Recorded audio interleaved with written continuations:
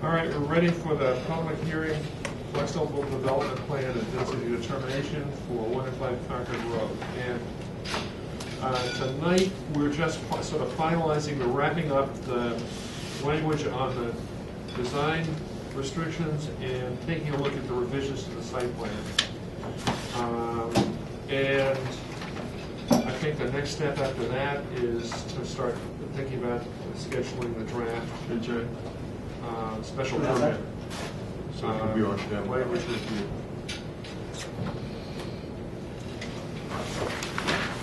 Thank you, Mr. Chairman. Mark Lebreski for the record, my office is in Concord. Maybe I'll let Jay go first and talk about the plan revisions. Yes. Put him on the spot here to see how fast it goes. Does the board want me to call Kim in on this? Sure. Just rotate.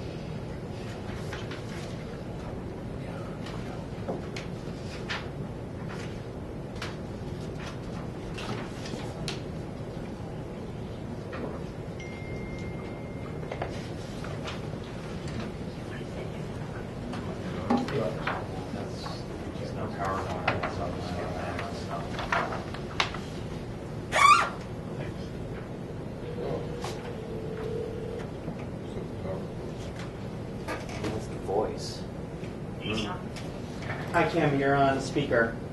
Okay. We're just starting 1 and 5 Concord. Okay. Jay's about to present.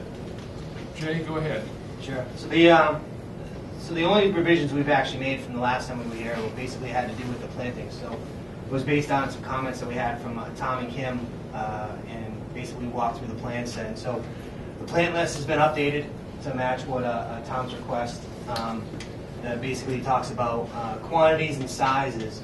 What we've done for the plan view is we actually left the descriptions of trees, but we removed the sizes. So this way, Kim or Tom would have the ability to swap up, pick which one of these sizes are going to match the type of trees that are actually in the area. And then the other addition, the other revision we made is that this area down here, we've added that grove of rhododendrons to basically block out the headlights from oncoming cars. Were you able to squeeze down the driveway width? Because I don't know if you noticed, but in the design requirements, we are allowing the 3-foot high site walls. So that, I think when we talked earlier.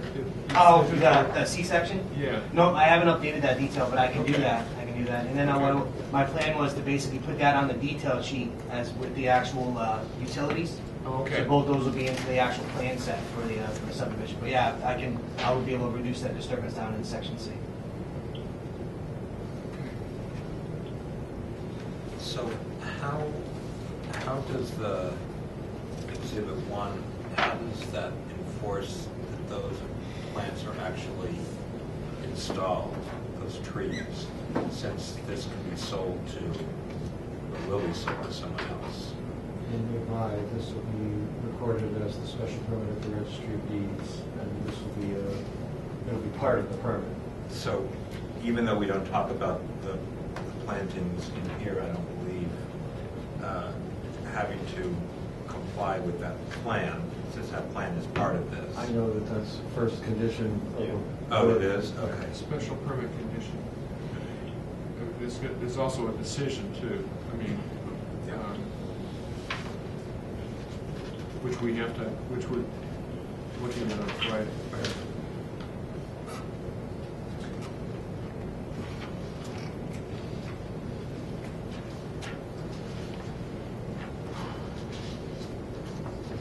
questions, guys? Kim is happy? Are you happy, Kim? I am. Good. You should be, you didn't have to drive down here tonight. You'd still be in your car. Yeah, it's a mess up here. That's right, it's still snowing. Dave, I think you probably covered this to the nth degree. Is there any outstanding issue that you can think of? I know Mark and Mark have just a couple points they want to bring up in the document. That's maybe seeing, one I think is just an omission, and the other is just, we just want to figure it out, make it right. I don't know if you want to go over those. All right, what are the issues? I don't see an issue as much as I want to inform the other board members who have not attended work sessions about the various things that were moving parts before that I think we've now reached accord on. Okay. So I'll start with, if you have the 6-page document. Yeah, we do. Okay, so nothing on page 1. In page 2, under 3, second bullet, we talked about this, what do we do about lighting on the existing Lot 1 home, Ann's home today? And we agreed that because there's a pool there, it came up from 15,000 to 22,000, but anything new has to fit under that cap of 22,000 in the aggregate. Marcus caught something under Lot 2 requirements D, number 2, bullet 3, and he suggested that we ought to put the reference to the height restriction area there. It's specifically the language that talks about the house should present the narrow side of the meadow of not more than 25 feet in width. That width restriction should be limited to the lower, to this zone right along the highway, right along the stone wall.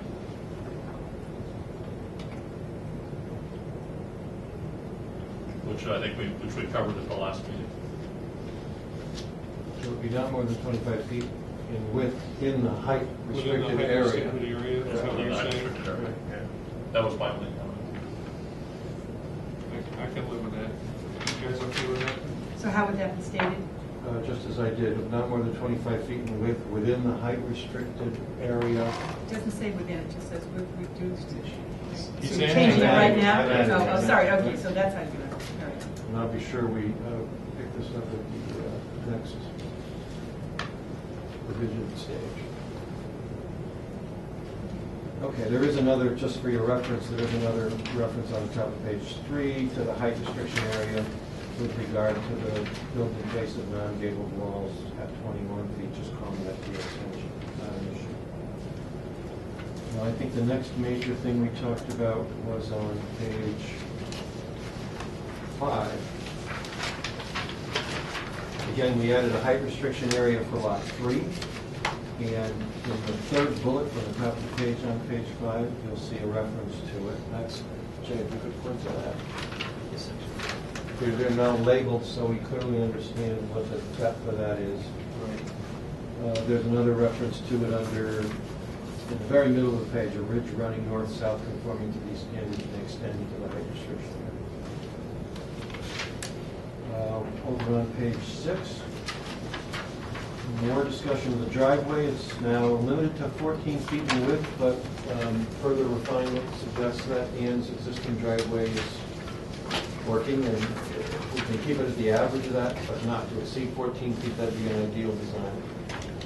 So is that for this driveway here? Yeah. Yeah, Are we going to talk to the fire chief? we'll talk to them. Tried to look at Ann's driveway today on my way out That's here. fine with but me. We've had this discussion earlier in Under a the little evening. snow. Okay. The site wall issue in that fourth bullet down under number 3 was part of our discussion today, and Jay, maybe you can talk about that. Yeah, it was just, Steve had sent that later email after the, Joe had sent this So out. that comes in Yeah, here. and it was the last sentence that talks about the grade changes shall be less than 2 feet within the limit of work. I think, Steve, you had sent out that, you removed that because you were talking about 3 feet for cut walls. Yeah, but I think that it's fine the way it is. I don't have And then back up above that, where it says cut and fill, it's a strike through. The proposed dwelling shall be placed as low as possible on the site. Grade changes and other disruptions shall be kept to an absolute minimum. Grade changes shall be less than 2 feet from the limit of work. I think that's related somewhat to three bullets up. Site walls shall be limited to 18 inches in height. Any change higher than that is an amendment requiring a special permit. In no case shall site walls exceeding 36 inches in height be permitted. We had some language there. I think that said except in a cut situation. No, but we modified that after we talked to Jay. Okay. That had to do with. Yeah, that has to do with this section here. Yeah, that had to do with that. And it's actually going to be a fill situation anyway. Well, those are the highlights. Other than that, the document remains the same from what I saw you last time. So we are planning to have a discussion Friday morning about the special permit itself, the flexible development special permit. There's a rough draft floating around, and hope is that we would have that ready for you to look at your meeting on March 4th. Yeah. That's Steve and I are meeting with him again, talking about the special permit language on Friday.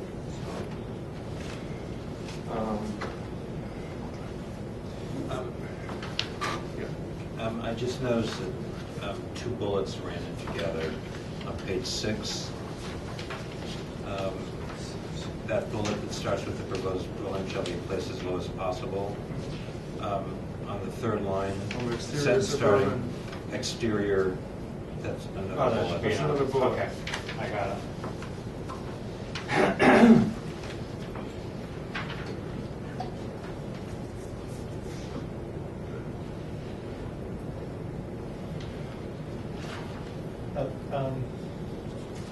Regarding the next document, which would be the draft decision, that would have kind of that's the document that would have kind of the triggers for different things in it, right? Like when something needs to be built or not built or planted or so.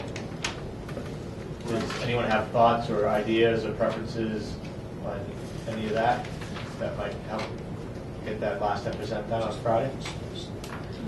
Generally, I think it's don't want anything done unless you have what you've gone through site plan. You know, we don't want people building driveways to nowhere. Right.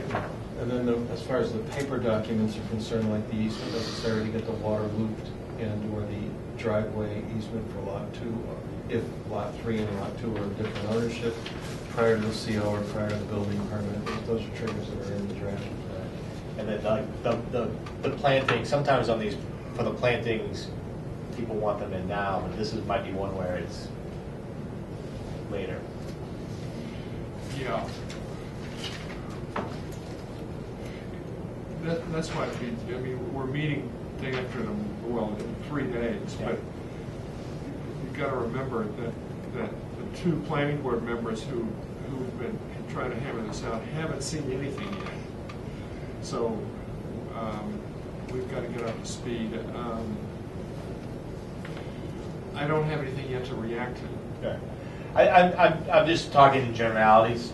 You know, years ago, we used to want a lot of this stuff in before construction.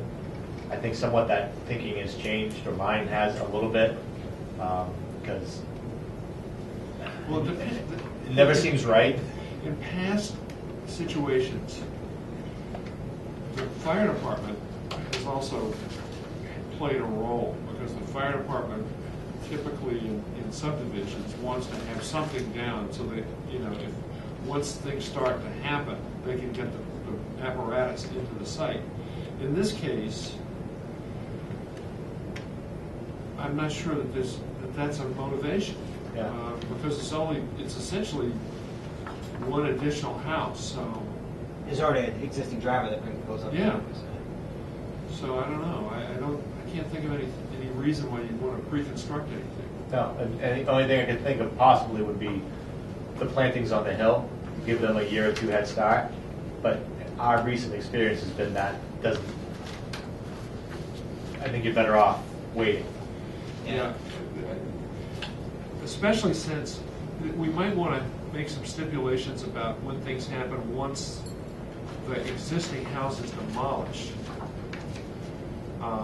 You know, I don't know what the plan is for that, is the plan to sell the lot and with the house demolished, or No.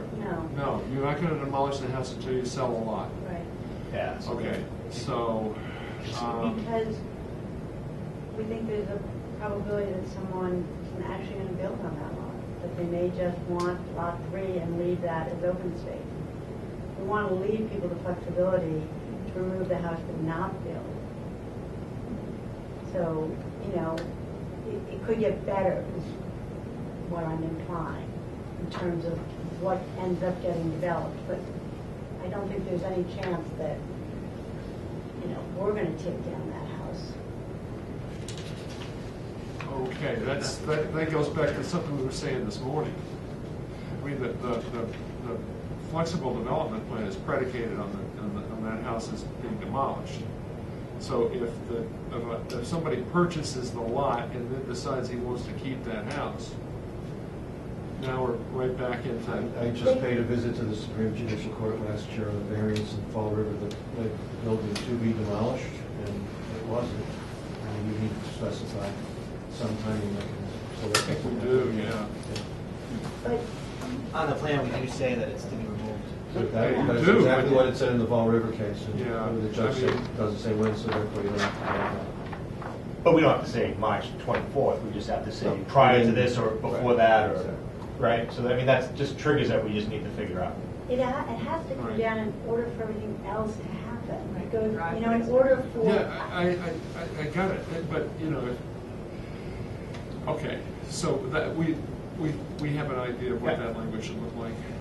I think it's also useful to use a performance guarantee provision, so you can issue the CO when it's built to spec, but yeah, you're not planting season, why wait? You could bond the rest of the work Yeah, or yeah. put something in place. Something, we usually do with an escrow account or something like that. Same as you would with a subdivision road. Yeah. All right, well, it's gonna be, we're interested to see what that language, what the draft language looks like, so that we come to the table with something. I think we're a good ways down the road, so, and it's a much shorter document Okay, so far. great. So, good, so we'll continue until, what time did you say, Joe?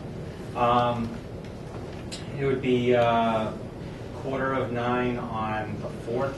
March 4th, 9:15, and, thank you.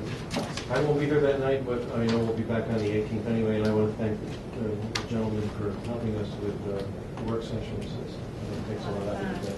Thank you. Okay. Can we say good night to Kim? Good night, Kim. And I give Thank you. Good night.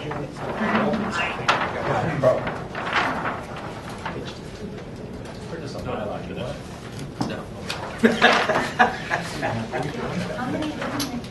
You have any copies of that plan I have?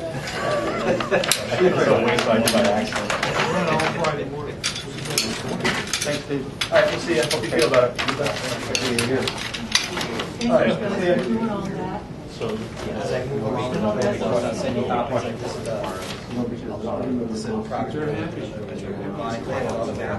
Yeah.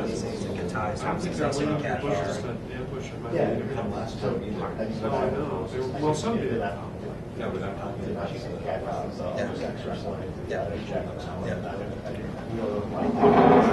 talking about Artie Willis? Yeah. We still own all that No, old. she wasn't here, but it's one of the other neighbors. Right.